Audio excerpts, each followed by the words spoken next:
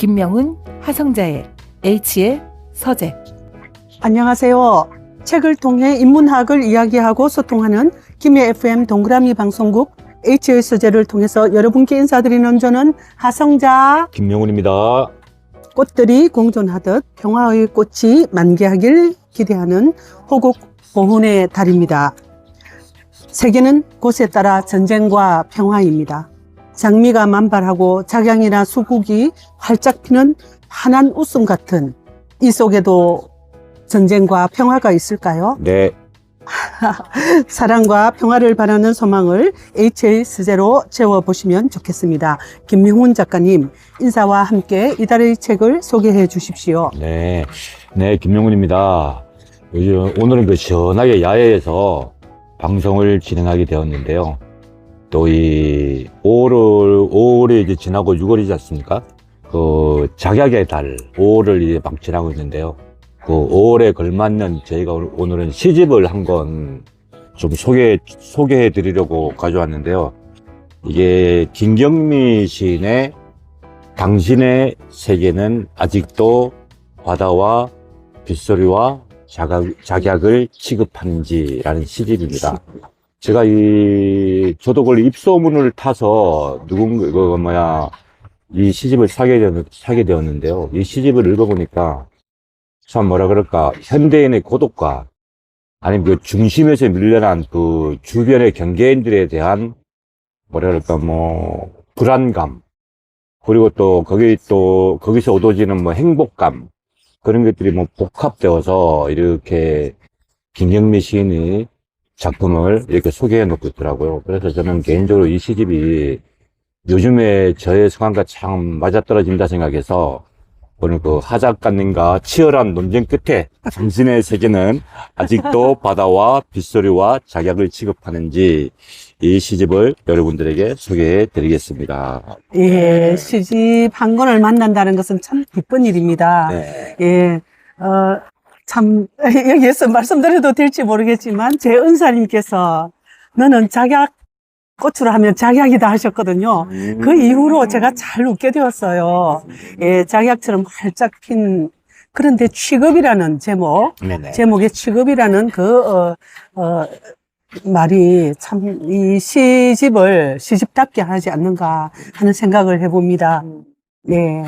그 김경미 시인은 1959년 이제 5.18 개헌을 지낸 59 그 이후에 서울에서 출생을 하셨다 하시고요. 1983년에 중앙일보 그 신춘문예를 통해서 그 비망록이라는 시가 당선이 되면서 시인으로 등단을 하게 됩니다. 등단을 하게 된 이후에 그 시인이라는 전업 시인이 아니고 KBS라든가 MBC 라디오에서 방송 작가로 활동 중이시다가 네. 24년에 이제 방송 활동을 그만두고 이제 이 시집을 발표를 하게 되었는데요. 이게 2024년에 나온 시집이거든요. 네. 24년에 나와서 이게 지금 아직까지 시집 베스트 순위에 올라가 있는 걸로 알고 있습니다.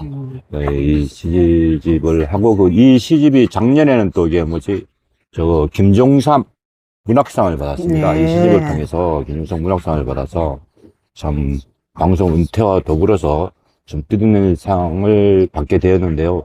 이 시집을 만약에 읽어보시면 알게 되겠지만 왜 김종삼 문학상을 받았는가는 이제 시집의 작품을 통해서 잘 드러나 있습니다. 네, 어떻게 하 작가님 이 시집을 어떻게 읽게 되셨는지 예. 간단한 소감이라도. 저는 이 시집을 네네. 지금 김명훈 작가님 덕분에 읽게 되었습니다. 한 권의 시집을 정독하는 시간이 있다는 것은 정말 귀하고 소중한 시간입니다. 네네. 덕분에 이 시를 읽으면서 저를 좀 돌아봤고 내가 외롭지 않다는 가면을 쓰고 살고 있는 건 아닌가. 이 시인은 그런 외로움이라는 감정을 아주 감각적으로 이 시에 모든 작품들에 다 자기를 드러낸 것 같아요. 시는 존재하고 있고 발견되는 것입니다. 그죠? 우리 생활은 모두 시가 될 수 있고, 우리가 마주치는 모든 것들이 시가 될 수 있는데 단지 발견되느냐 되지 않느냐, 내가 발견하느냐 하지 않느냐, 거기에서 시를 찾고 시가 찾아지지 않는 그것이 우리 삶이 아닌가 합니다.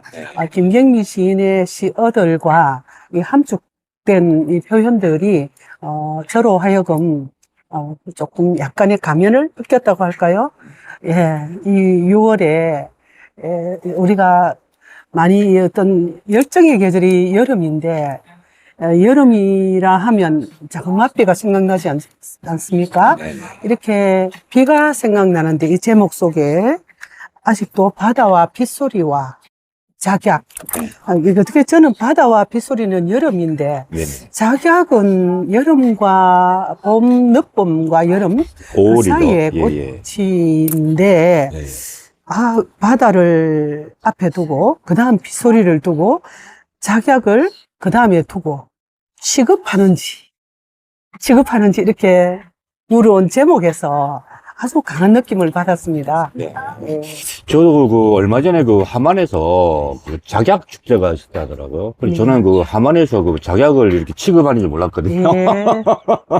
근데 함안에서 작약을 취급해서 얼마 전에 작약 축제를 다녀온 지인이 말하기를 굉장히 예뻤다 그래요. 그래 예. 자기도 함안에서 그런 걸 하는지 몰랐는데 함안 같은 경우 수박 축제도 하고 해바라기 축제도 하고 그 두 가지만 알고 있었는데 작약 축제도 이렇게 하고 있다는 정보를 들었습니다. 그래서 제가 아니 우리가 이 시집을 이렇게 소개해 드리려고 그러면 거기에 가서 작약도 직접 보고 느끼는 바도 얘기하고 했으면 참 좋을 텐데 좀 시기를 놓쳤다는 게 참 안타깝네요. 예, 이 시집을 읽으면서 작약꽃을 보지 않아도 네.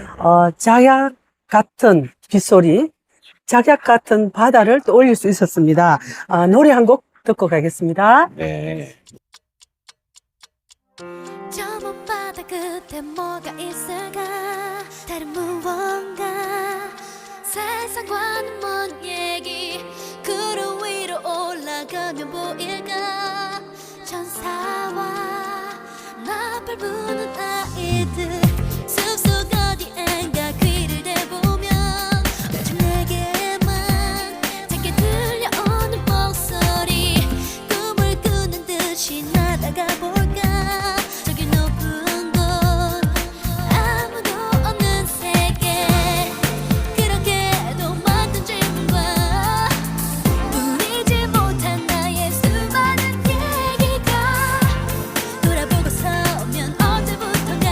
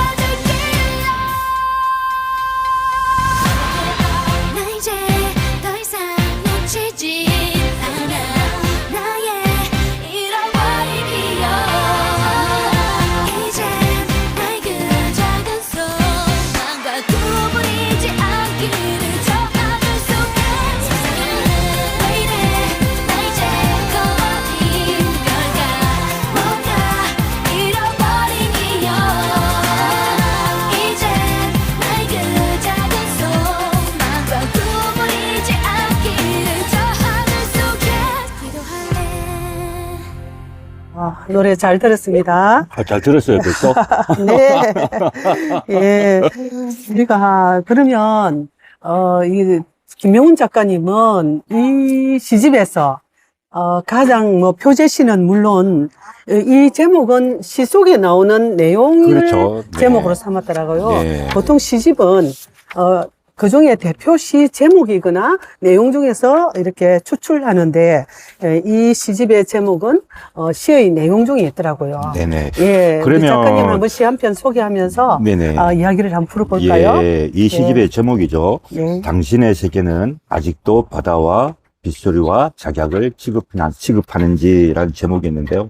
이 제목이 뭐냐면, 이 시집의 12페이지에 나오는 취급이라면 제목을 가진 시의 내용 중에 이런 제목이 나옵니다. 그럼 제가 뭐 계속 뭐 이렇게 설명드리는 것보다 시는 하나의 느낌이지 않습니까? 네. 심표고 따옴표고 느낌표라면 네. 이 시를 느낌표 정도의 시로 한번 낭송은 잘 하지 못하지만 제가 한번 낭송을 해드리도록 하겠습니다. 제목 취급이라면 김경미. 죽은 사람 취급을 받아도 괜찮습니다. 살아있는 게 너무 재밌어서 아직도 빗석을 걷고 작약꽃을 바라봅니다. 몇 년 만에 미장원에 가서 머리 좀 다듬어 주세요 말한다는 게 머리 좀 쓰다듬어 주세요 말해버렸는데 왜 나 대신 미용사가 울었는지 모르겠습니다. 잡지를 펼치니 행복 취급하는 사람들만 가득합니다. 그 이현물 없이도 나는 여전히 나를 살아있다고 간주하지만 당신의 세계는 어떤 빗소리와 작약을 취급하는지 오래도록 바라보는 바다를 취급하는지 여부를 물었으나 소포는 오지 않고 내 마음속 치욕과 앙금이 많은 것도 재밌어서 나는 오늘도 아무리 희미해도 상관없습니다.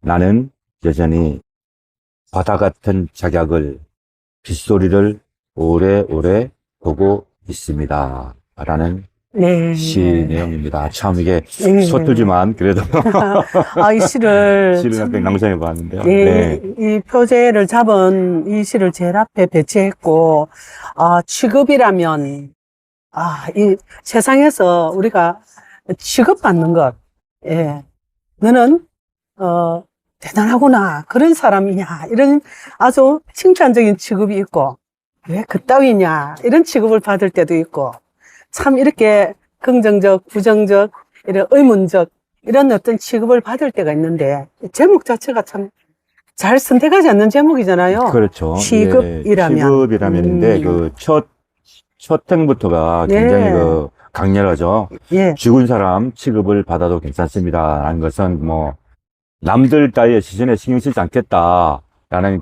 자기만의 주장이지 않겠습니까?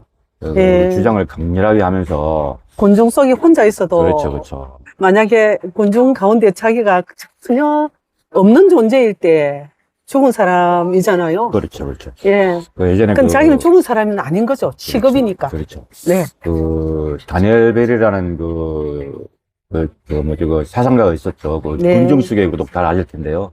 아니, 군중수계 고독 한 문장 같은 그런 이제 행으로 시작을 합니다. 그러면서 참 나는 이 시를 보면서 가장 감명 깊게 읽었던 이 몇 년 만에 미장원에 가서 머리 좀 다듬어 주세요 말한다는 게 머리 좀 쓰다듬어 주세요 말해버렸는데 왜 나 대신 미용사가 울었는지 모르겠습니다. 네, 이 시를 읽으면서 이 부분이 가장 네. 뭐라 그럴까 이게 나의 고독감이 그 미용사에게 이렇게 전해져서 같이 이제 공감해버리는 예. 그런 전이된 전이된 그 어떤 전이라고 그러죠. 고독, 예, 예, 외로움. 예, 예. 네. 같이는 이제 그 공감을 얻었다는 게 저에게도 공감이 있었고 참 이분에서는 제 가슴이 참 찡해지고 예. 뭐라 그럴까 나는 왜 이런 말을 해줄 사람이 없지라는 것보다는 나는 왜 이런 말을 하지를 못하는가 하는 그런 제 부족한 부분도 한번 느꼈습니다. 그래서 저는 이 시를 제가 한 몇 번이나 다시 뭐 곱씹고 읽었는데요. 네. 역시 이 부분에서 네. 저는 가슴에 와닿았고 또 그 밑에 펼쳐지는 잡지를 펼치니 행복 취급하는 사람들만 가득합니다. 그리고 그 이흠물 없이도 나는 여전히 나를 살아있다고 간주하지만 그런 또 시가 시작되는데요. 예. 이 잡지 속에 나타난 그런 뭐 여러 가지 보여주기식 뭐 요즘에는 그러지 않습니까? SNS를 통해서 뭐 인스타그램이라든가 페이스북을 통해서 나오는 그런 모든 자기 잘 사는 모습만 보여주지 않습니까? 그죠? 네. 뭐 그런 이 사람도 행복을 취급한다고 또 이렇게 해놨는데요. 네. 뭐 이 사람들은 뭐 행복을 취급하지만 나는 그런 거 안 해도 잘 살 수 있다라는 뭐 자신감 아니면 뻔뻔함 뭐 그런 것도 잡지를 그 위험물이라고 했거든요. 그러니까 잡지를 펼치니 그 위험물 없이도, 예. 그래서, 이 잡지가 그 위험물이지만, 여전히 나를 살아있다고 간주한다는 것은, 그렇죠. 이 위험물이 너무나 보편적이고 흔하다는 거죠. 그렇죠. 근데 이 화자는, 흔하지 않은 사람이라는, 예. 정말 곤전 속에서 외로운 나란 거죠. 그런데 그 흔한 속에, 말하자면 행복으로 가득 찬 그 속에, 행복 가득한 그 위선 속에, 가면 속에, 말하자면 외로움이 있기 때문에, 그렇죠. 그 위험물이 아주 희소적이라고 해도 되지만, 너무나 대중 하나하나가 행복해 보여도 다 위험한 그런 행복이란 가면을 쓰고 사는 것이 아닌가 하는 그런 어떤 시 구절에서 느꼈습니다. 그래서 당신의 세계는 어떤 빗소리와 자격을 취급하는지. 그래서 여기서 당신이라는 것은 나 자신을 향한 질문인 것 같기도 하고 그렇습니다. 네. 이 시집을 보면 전체적으로 네. 정서 자체는 그렇게 밝지는 않습니다. 뭐 곳곳에 이제 막 불능유머라는 것을 숨겨놓기도 하고, 자신의 고독감, 그리고 자신이 이렇게 처해 있는 상황이라든가, 아니면 자기가 세계를 바라보는 방식, 그런 것들이 나타나 있기는 한데요.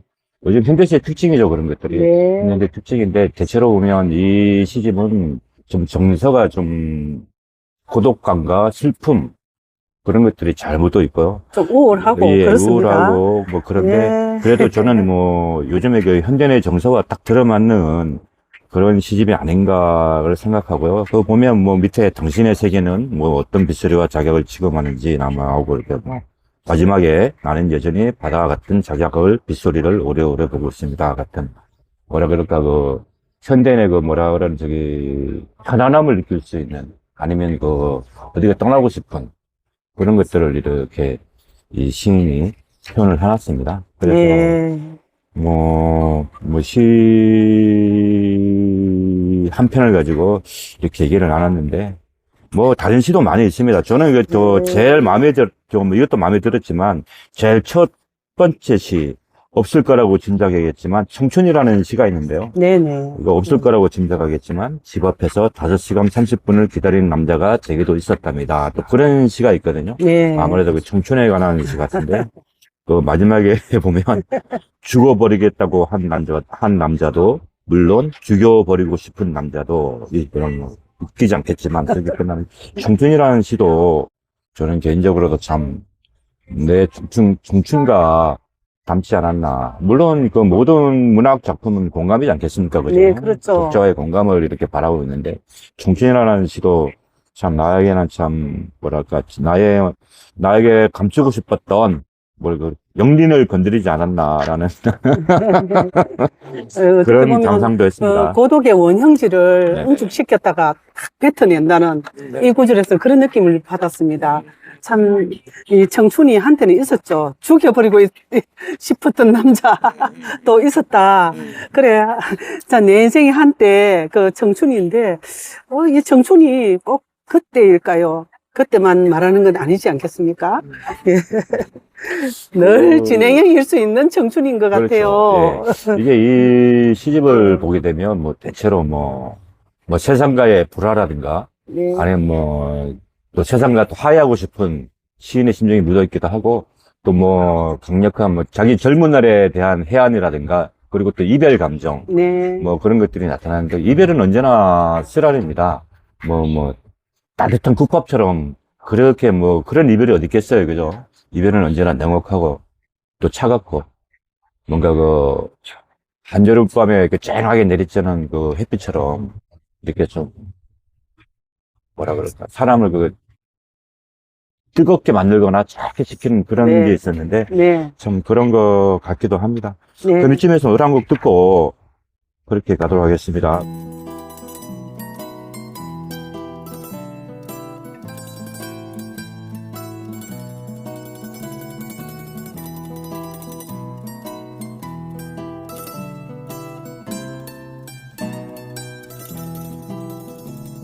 나 그대 방에 놓인 작은 그림이 되고 싶어. 그대 눈길 받을 수 있는 그림이라도 되고 싶어. 나 그대 방에 놓인 작은 인형이 되고 싶어. 그대 손길 받을 수 있는 인형이라도 되고 싶어. 그댈 사모하는 내 마음을 말하고 싶지만 행여 그대 더 멀어질까 두려워. 나 그저 그대 뜰에 피는 한 송이 꽃이 되고 싶어. 그대 사랑받을 수 있는 어여쁜 꽃이 되고 싶어.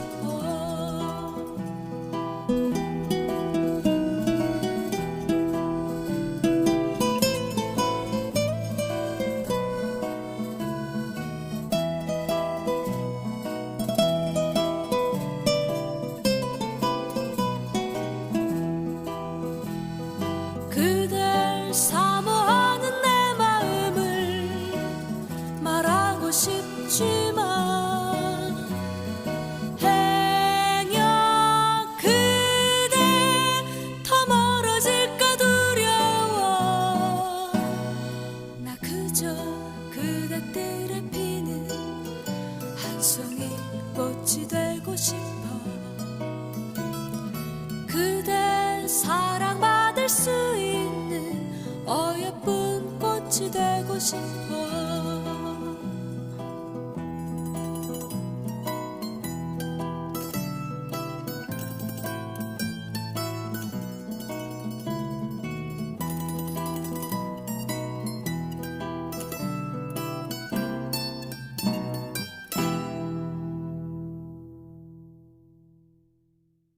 쓸한 영가, 사람이란 나무가 부른 곡이죠. 잘 들었고요. 네. 자, 그러면 이제 하 작가님이 고른 시가 이제 있겠죠. 이 시를 네. 읽어보면 어떤 시였을까요? 저는 130페이지에 귀 역병의 시절이라는 시가 있습니다. 이 시가 제가 다가왔는데요. 21세기는 인간을 만든 뒤 인간 멈추는 법을 몰라 막다른 골목에 이르고 막다른 골목에 부딪혔어야 병균이 장미꽃 문이란 걸 눈치챈다. 마스크 안 자기 입으로 토한 숨을 자기가 다시 먹어야 하는 것처럼 망신스런 역병이 또 있을까? 그나마 양쪽에 귀가 있어서 다행이다. 마스크 걸 곳이 있으니 21세기의 건강과 품위는 물에 빠진 얼굴을 두 손으로 들어 올려줄 두 귀. 입 대신 귀로 숨 쉬어야 하는 시절. 귀에 모든 걸 걸어야 하는 시대. 네. 네, 이런 시입니다.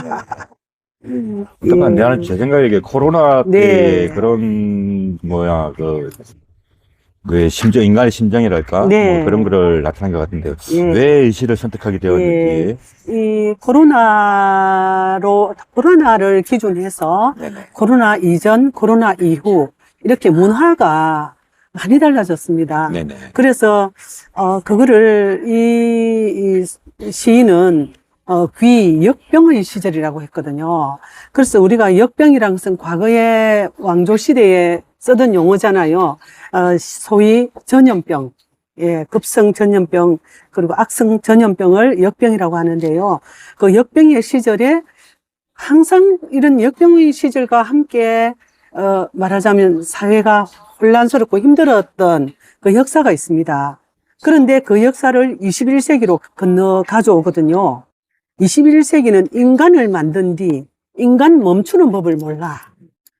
막다른 골목에 이르고, 너무 세지 않습니까?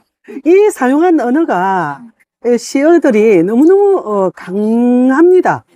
그래, 막다른 골목에 부딪혔어야, 예, 코로나가 발생했어야 병균이 장미꽃 문이란 걸 눈치챈다. 그렇죠. 참 대단하죠. 여기 보면 이 마스크, 뭐, 기에 거는 마스크 얘기가 나오는데요. 지금 말의 기가 이제, 말로는 이제 그 소통이 안 되고, 네. 그 침묵과 침묵으로 이제 그 소통이 되는, 여기 예. 기로 듣지 않습니까? 그죠? 네. 그 침묵과 침묵이 소통이 되는 그런 시대가 있었는데요. 근데 저는 그 코로나 시대를 두고 뭐라 그럴까. 참 인간에게는 다행이었다. 라는 그 뭐 우리나라란다. 그 세계적으로 인간들에게 이런 역병이 한번 돌아야 자기가 무엇을 말할 것인지, 그리고 자기가 무엇을 들어야 할 것인지를 네. 아는 시대였지 않나 하는 생각이 들거든요. 그래서 그 김영미 시인도 제가 이 시를 뭐 해석하는 게 독자 마음이니까요. 그렇죠. 이게 네. 내가 이 시를 해석하기에는 기 역병의 시절이었다고 이렇게 제목을 달았지만, 참, 나한테는 참 개인적으로는 다행이었던 시절이었다. 말을 줄이고 침묵할 수 있는 시대. 그리고 다른 그 사람이 말하지 않아도 알아들었던 시대.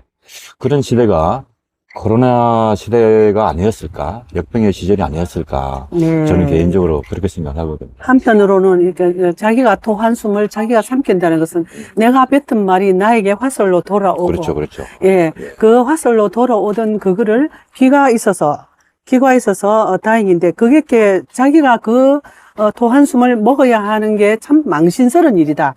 예, 그리고 양쪽에 귀가 있어서 다행이다. 마스크 걸 곳이 있으니 내가 뱉은 말도 뭐 그런 것들을 잘 말하자면 경청. 저는 경청으로 해석했어요. 이렇게 우리가 귀가 있어서 내가 이 말의 어떤 오점들을 덮어줄 수 있는 그런 게 귀의 역할이 아닐까.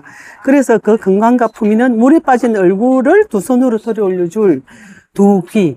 예, 두 귀가 만약에 도르래를 매단 그런 걸새처럼, 예, 그런 어떤 역할을 해준다면 우리는, 지금 저희들도 말을 하고 있지만, 말다운 말, 예, 작약꽃 같은 말, 바다같이 또 많은 의미를 담고 있는 말, 그런 말들을 마스크 안에서 해야 할 것인가, 마스크를 벗고 해야 할 것인가, 이런 고민도 되고요.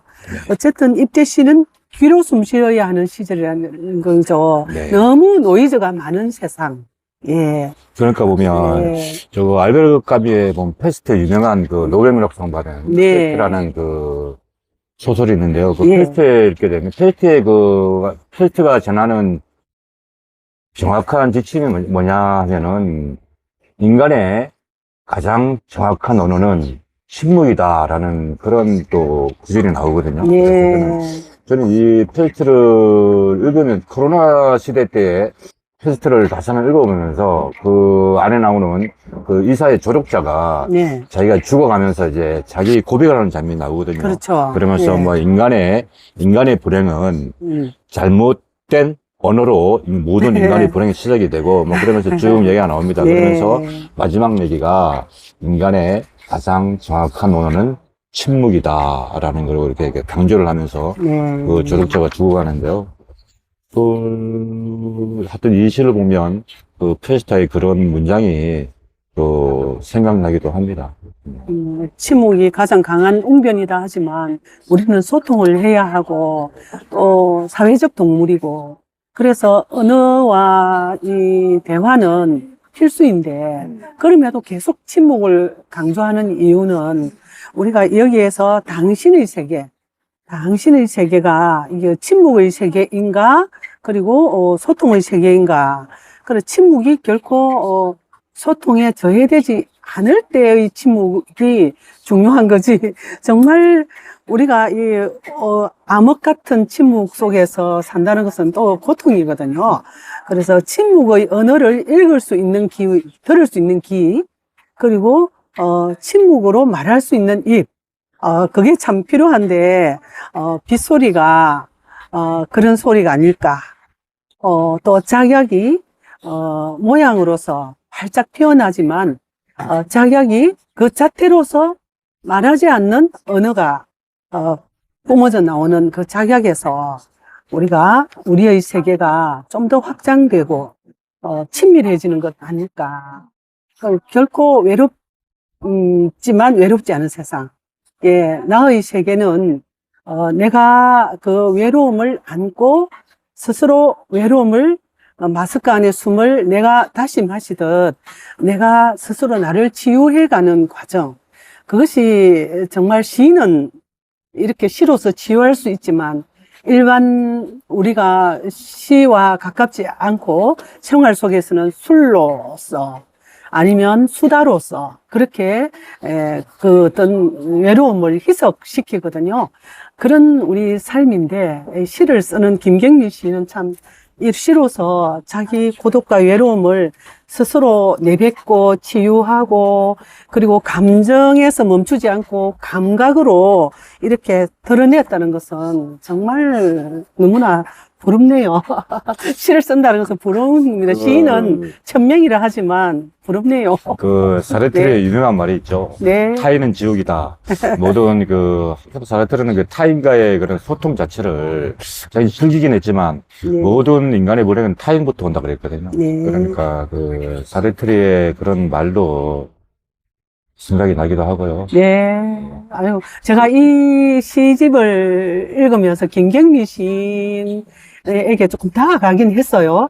그러나, 제가 추구하는 어떤 이상 세계와 저의 세계와 김경민 시인의 세계는 분명히 다르고 저에게 낯설었습니다. 그렇지만, 우리는 그 낯설음에 다가가는 마음이 있어야만 이렇게 우리가 살아갈 수 있죠. 그래서 노래를 듣고 가겠습니다. 그녀를 만나기 100m 전. 예, 이상우님 노래로 들어보겠습니다.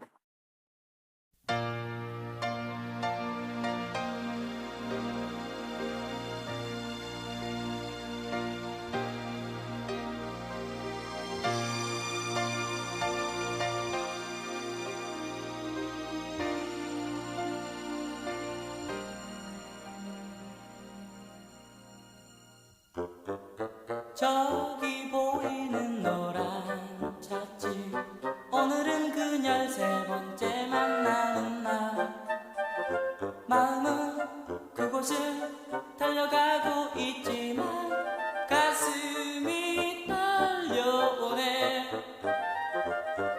새로 산 구두가 어색해 자꾸 쇼윈도에 날 비춰봐도 멀쓱한 내 모습이 더 못마땅한 그녀를 만나는 곳 100m 전 장미꽃 한 송이를 안겨줄까 무슨 말을 어떻게 할까 머릿속에 가득한 그녀 모습이 조금씩 내게 다가오는 것